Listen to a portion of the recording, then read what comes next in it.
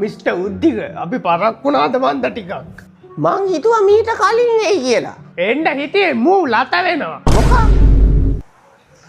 මොනවද ඒ කියන්නේ? නෑ මේ අපේ කොල්ල පරක් වුණා ජුට්ටා. පුතාට දැන් එක්සෑම් එකම එනව නේද? පාඩම් එහෙම කරන වෙදි දැන්. පාඩම් මූ කරන්න පාඩම් මූ කරන්න පාඩමක් නෑ. මූ කරන්නේ දවසම කාමරේ ඇසර ඉංගගෙන රැප් අහලා ඉන්න හරකෙක් ඔය. නිකන් දවස් වලට යාළුවොත් එක්ක ක්‍රිකට් ගහලා රෝන්ද් එක ගා ඉන්නවා. දැන් නේ උඹට. ඒකට අපේ කොල්ලා ගේමයි දවසම කරන්නේ පාඩම් කරන එක. කෙල්ලෝ යාළුවෝ නම් ටිකක් ආශ්‍රය කරනවා. කොල්ලෝ යාළුවෝ නම් ආශ්‍රයක් නෑ වැඩිය. ඉන්නේ අර කසුන් කොල්ලා තමා. ඔය දැනුත් කසුන් කොල්ලා ගෙදර ගිහලා එන ගමන් කියලා මට කෝල් එකක් දුන්නා.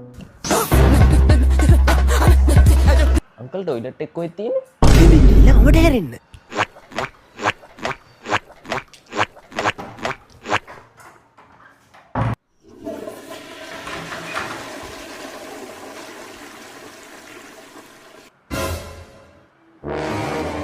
අංකල් පින්තිරියට තව අක්ක කෙනෙක් කර නංග කෙනෙක් කර ඉන්නවද? නෑ පින්චරේ නෑ දෙකම පුතා. මේ උද්දෙකට ඉන්නේ ඉතින් එක කොල්ලයිනේ.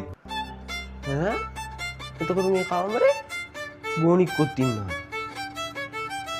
ඒක මෙය අපේ කොල්ලගේ කාමරේනේ.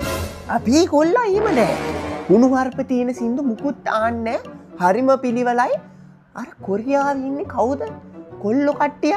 අන්න ඒ කොල්ලොන්ගේ සින්දු වහන්නේ දවසම. දැන් නම් කසුන් පුතාලා ගෙදර ඉඳන් එන්න මේ එන්නේ කියනකොටම තාත්ති මං ආවා. පුතා මගේ වටවලයා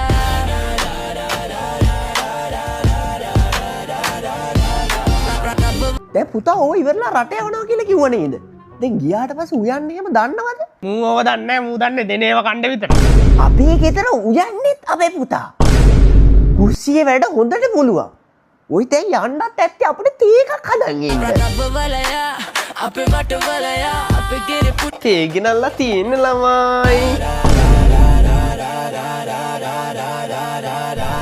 අනේ ගන්න ලැජ්ජනෝ.